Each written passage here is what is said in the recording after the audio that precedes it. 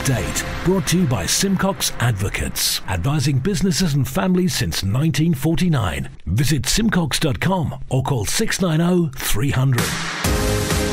Manx Radio's Update with Andy Wint.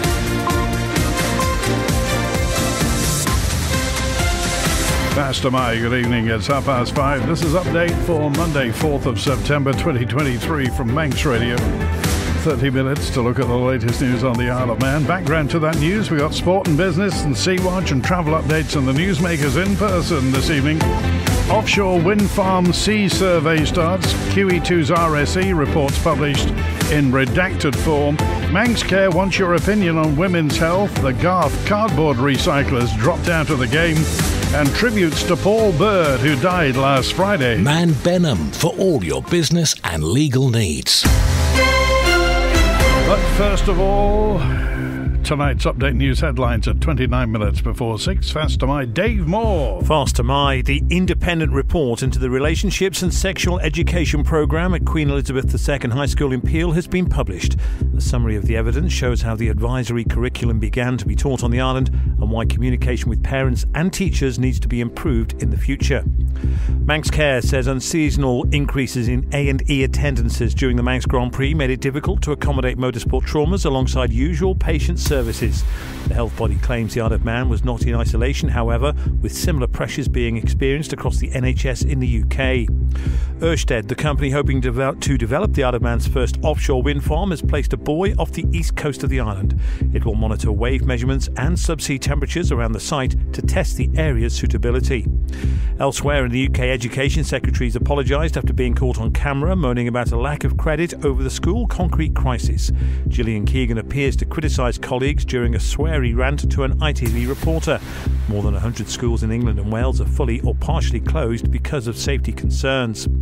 The Police Service of Northern Ireland's Chief Constables quit. Simon Byrne had been under pressure to go over a series of controversies, including what he described as an industrial-scale data breach. And one of the country's most senior judges will lead the inquiry into serial baby killer Lucy Letby. Solicitors acting for 7 families have welcomed the appointment of High Court Judge Lady Justice Thirlwell. Those are the Update news headlines. The next bulletin is at 6. Man Benham. Contact us by phone, video call, email or face-to-face. We're happy to connect with you. Manx Radio Weather with Manx Glass and Glazing. Goromaya, thank you, Dave. From the Ronaldsway Met Office, there's no wind warning in operation for the North Irish Sea. State of the sea is smooth or slight. And the weather this evening, unblemished. Sunshine tonight, dry and sunny with a light east-northeasterly. Clear skies overnight, down to 12 degrees through the night. For Jamert, Tuesday is dry and sunny with a light to moderate easterly. Daylight maximum 23 tomorrow. Clear skies after dark through the night. And lowest temperature 16 degrees. For Wednesday, Jacrane, dry and sunny and a light to moderate southeasterly up to 21 degrees Celsius. Sunsets tonight, 3 minutes past 8, so it's dark about 8:30. Low water, 9:30. High water is at 25 to 4 tomorrow morning. Sunrise, 28 minutes before 7. And the morning low tides at 9:30. Visit the Manx Glass and Glazing website and see a range of products from windows to doors, mirrors to splashbacks. manxglass.com. The company hoping to develop the Isle of Man's first offshore wind farm, Ørsted, has taken another step in surveying Manx waters with the deployment of a new monitoring device. A buoy's been placed in the area around the Danish renewable energy firm has been granted for lease. The story from Rhiann Evans. It will monitor wave measurements and subsea temperatures around the site, roughly 6 to 12 nautical miles off the east coast, to test its suitability for an offshore wind farm. The Isle of Man government leased the area to Ørsted in 2015. The company recently established an office in Douglas to focus on this project.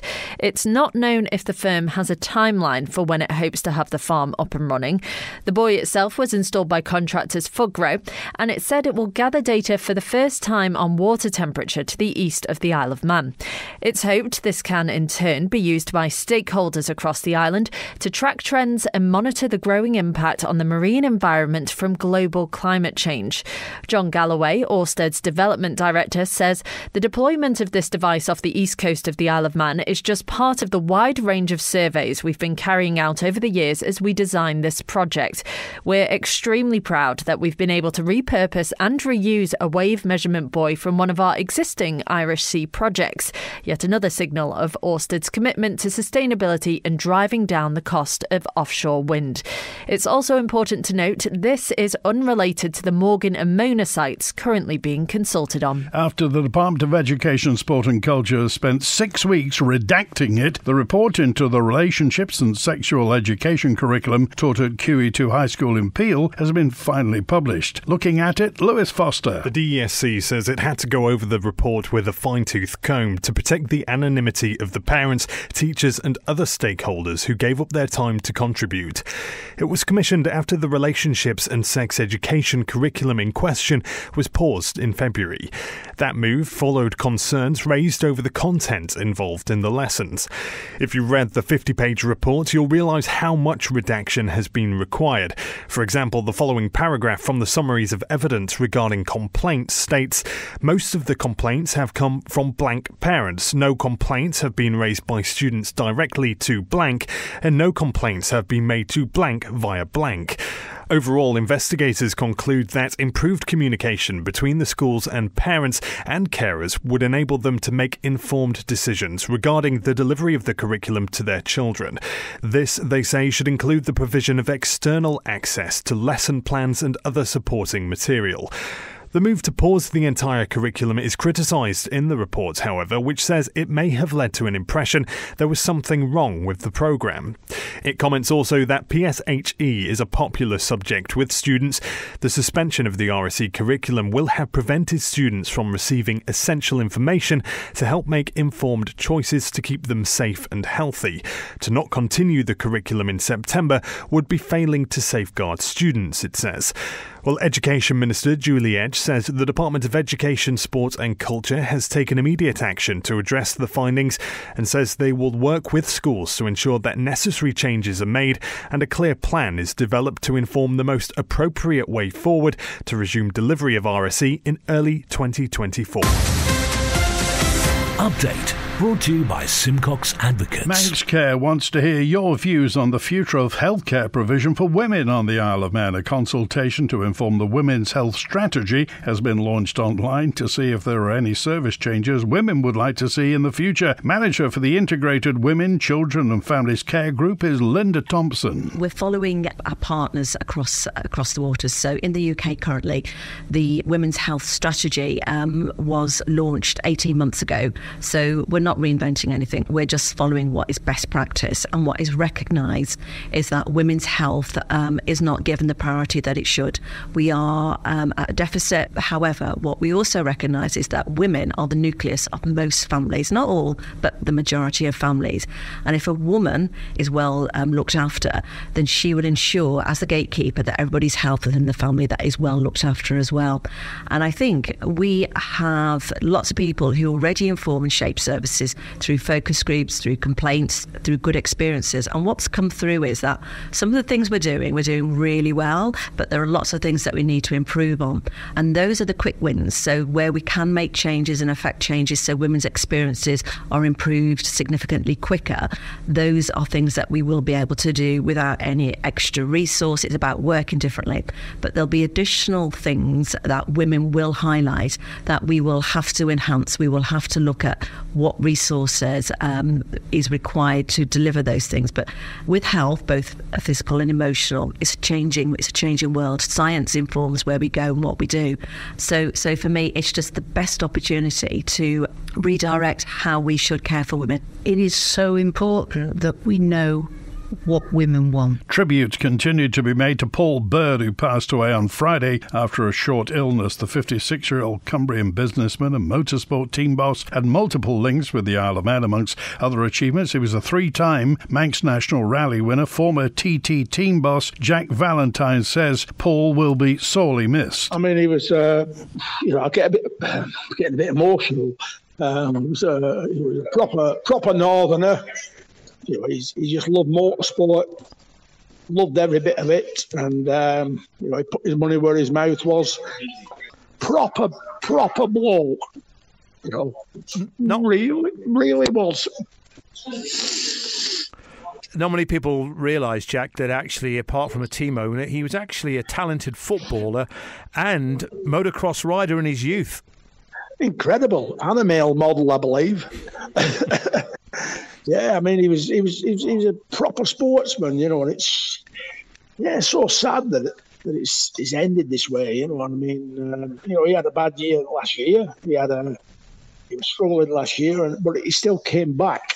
He came back. He got the best equipment, got the best riders, best crew, and it's not easy. It's not easy in this game. I mean, I've been in it a long time, and I know how hard it is. But Birdie, he will be missed 100%. Sea Watch with the Isle of Man Steam Packet Company. Motor vessel Manxman departed Heysham at 22 minutes to 3. She'll be into Douglas just gone 6 o'clock, probably on the link span about 6:15. Ben McCree departs Douglas this evening at 8:15 into Heysham just before midnight. The overnight departure from Heysham 2:15 back to Douglas at 6 tomorrow morning. The fast craft Manxman departed Douglas at 16 minutes past 4. She'll be on the link span in Liverpool between 6:45 and 7. Departing Liverpool at 8:30, arriving back to Douglas at 11:15 tonight. Tomorrow morning's departures, the Fastcraft departs Douglas for Liverpool at 7:15 and Manxman heads to Heysham at 8:45. Follow the Steam Packet on Twitter for the latest sailing information.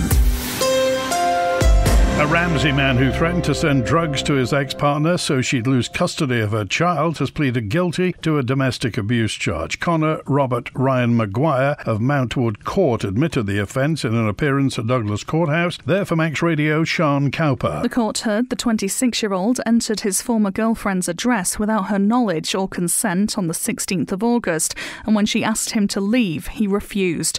Maguire made what were described by the prosecution as nasty and vindictive threats towards the woman, including that he would order drugs be sent to her home so her child would be taken away. He pushed her into the kitchen counter and out the door before eventually letting her back in while her child was crying upstairs.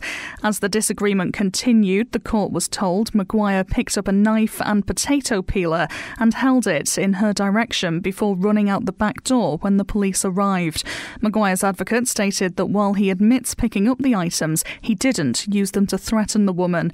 Magistrates adjourned the case for a social inquiry report to be compiled and bailed Maguire until the 19th of October. Manx Radio Business Briefing. At 17 minutes before 6, Ergomed, the Guildford in Surrey-based biopharmaceutical company, said today it's agreed to be bought by the private equity firm Permira for £703.1 million. The price represents a premium of approximately 28.3% to the closing Ergomed share price on Friday. The company said Permira is also offering an alternative to the cash offer, which would see eligible shareholders receive 415p in cash value plus unlisted securities. And for a full daily market report, go to ramseycrookall.com. The property saga continues in China. Shares in Chinese property firms have jumped after the developer Country Garden reported has secured an extension to a key debt payment deadline. Major home builders, including Country Garden and Evergrande, saw their shares rise in Hong Kong today. Investors welcome moves by Beijing's support for the faltering company. It marks some rare good news for China's crisis-hit real estate industry. Country Garden's Hong Kong-listed shares were around 15% higher today, but company's shares are still down more than 60% since the start of the year.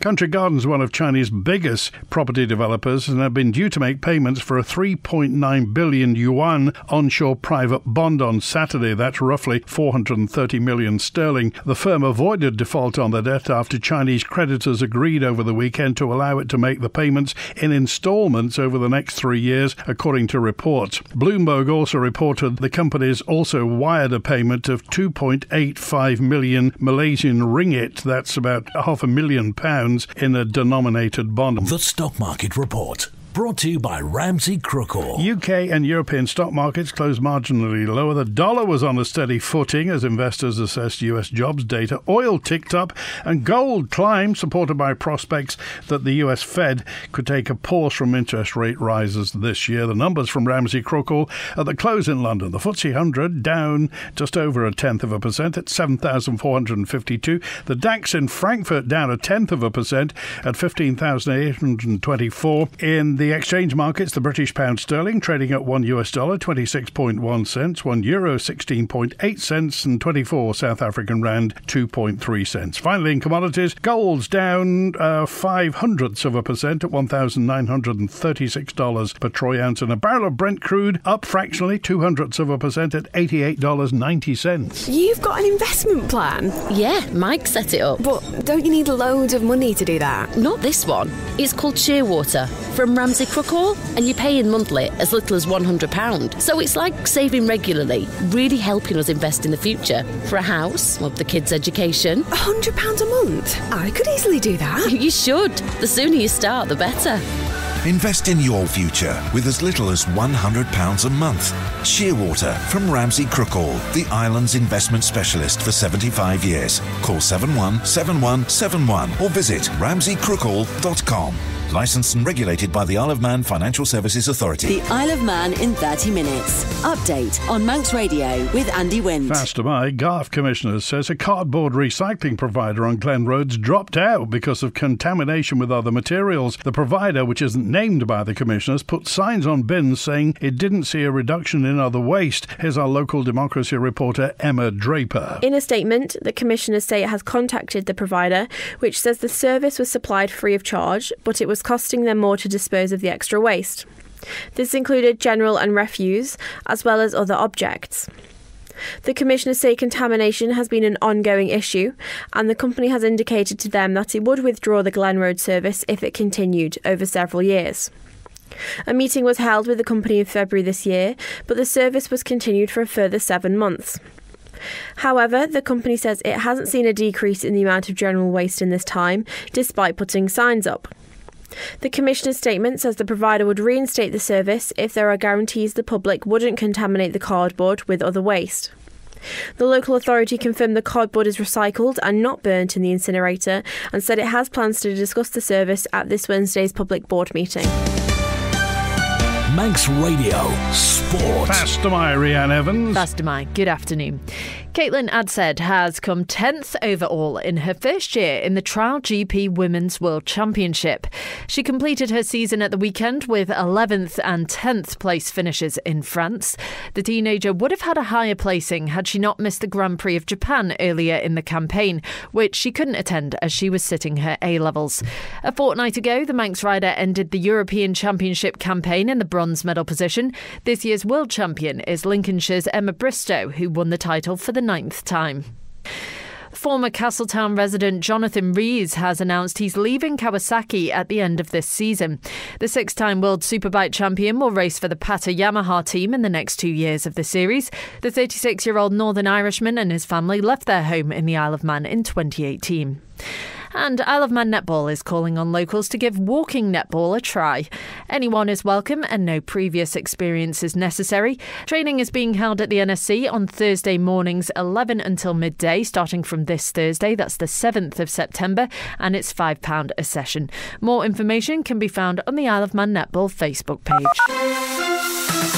Manx Radio Travel, driven by Quayside Tyres and Service Centre. Inbound at Ronald's Way, the 10 to 6 Loganair from Manchester's on time, the 10 to 8 Loganair from London City on time, 20 past 8 Loganair returning patient transfer from Liverpool on time, 25 to 9 EasyJet from Gatwick is delayed until 9 o'clock at the moment. Keep your fingers crossed. Outbound, the 5:30 EasyJet to Liverpool went out on time. The 6:25 Loganair to Liverpool scheduled on time, but that 9 EasyJet back to Gatwick currently standing at 9:30. On the roads, East Quay is closed in Peel between the House of Manannan and the road bridge for work on the road and pavements. In Douglas, temporary lights back in at Victoria Road to the end of September at the Falconcliffe Terrace junction for water main work. Falconcliffe Terrace is also closed. Hillside Avenue closed till the middle of June next year for adjacent office window replacement. Mona Drive's closed between Empire Drive and Victoria Road for sewer lining work. Ballabrewy Drive was due to be closed between Devonshire Road and Ballabrewy Way for gas main work, but it was certainly open earlier on this afternoon. I think they've taken the signs down. Garth Road's closed between Foxdale Road and Tossaby Roads. Temporary lights at St John's between Ballacrane and Bullick Bridge. Temporary lights on the main road through Kirkmichael for work on the road surface. You've got temporary lights on West Quay Ramsey for emergency work on the harbour wall, and temporary lights on Richmond Road Ramsey for pavement work. Tonight, the Newcastle Town Road's closed between 6:30 and midnight from Spring Valley Roundabout to the Mount Murray Back Road for drainage maintenance throughout the winter. H&Hmotorcycles.im for all your motorcycle requirements. Southgate Industrial Estate, opposite Quayside Tyres. Call 665646. The Manx Wildlife Trust has been inundated with applications to volunteer for its annual seal survey. Every year, volunteers take up post on the Calf of Man to monitor grey seals and their pupping habits.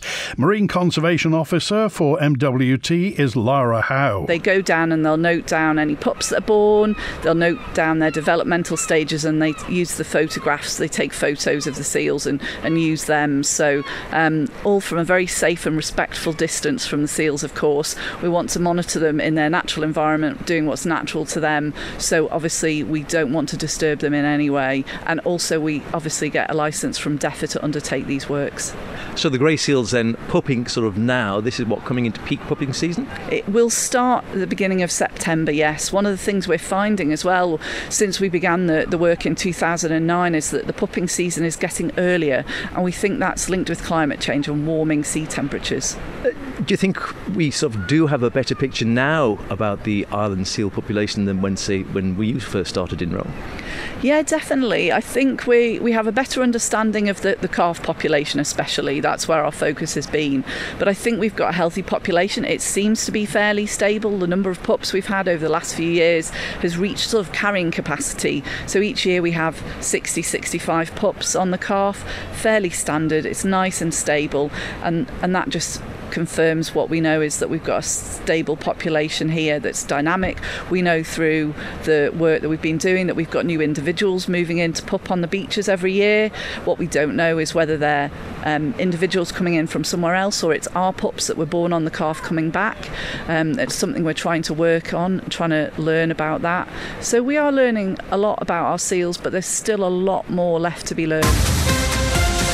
Update brought to you by Simcox Advocates, advising businesses and families since 1949. Visit simcox.com or call 690 300. 7 minutes before 6. Children's champion Kerry Sharp MLC believes there needs to be a more formalised system in place to support care leavers on the Isle of Man. She's currently concerned that people who leave care go off into the world with no support at all if they don't have a family to turn to, and Kerry Sharp says the whole system needs a shake-up. At the moment, Children and Family Services work to best practice. So if you leave care, you're assigned a social worker, and that social worker will stay in touch with you until your sort of early 20s. But it's not actually, in law that government must provide that. So we need some leaving care legislation, and the Minister and I have discussed this before, and he's well aware of that and agrees as well, and it's something that his department is looking to bring in over the next couple of years,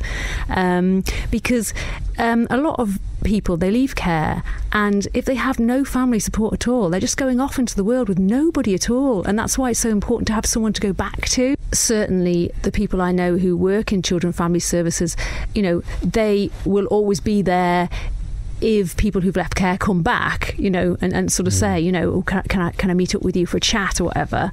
But there's nothing formalised, and it's so important that people have somewhere to go back to.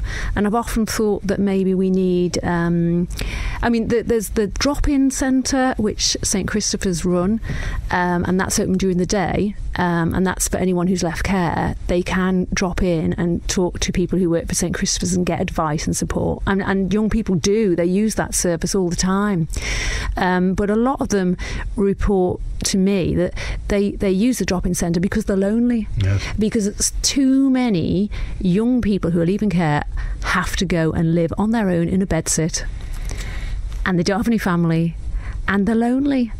And that's awful. The Education, Sport and Culture Ministers praised the efforts of the Isle of Man students taking GCSEs and A-levels this year, with exams returning to pre-pandemic marking this year. Here's Julie Edge, MHK. Obviously, it's the first year that the examination boards have gone back to sort of the traditional marking post-COVID, and it's not been on assessments. So it's the first year of those results. So there was an expectation that results could be different this year.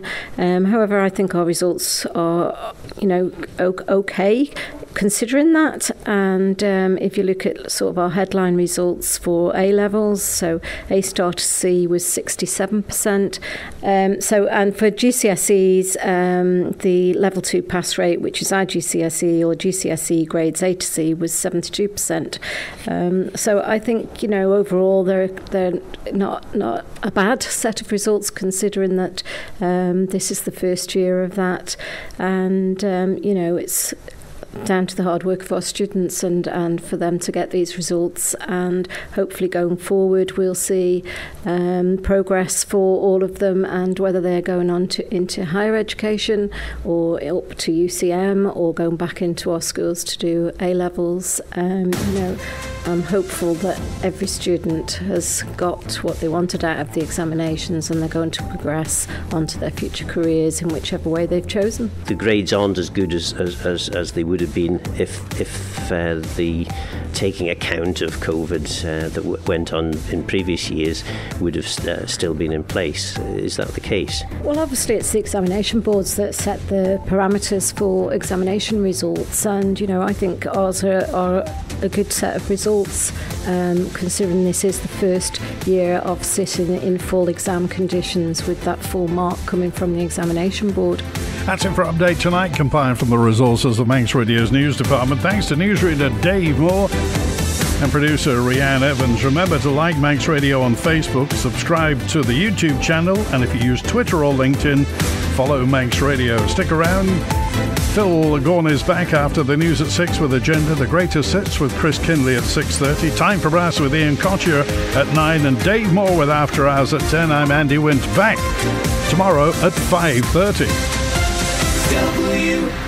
WINT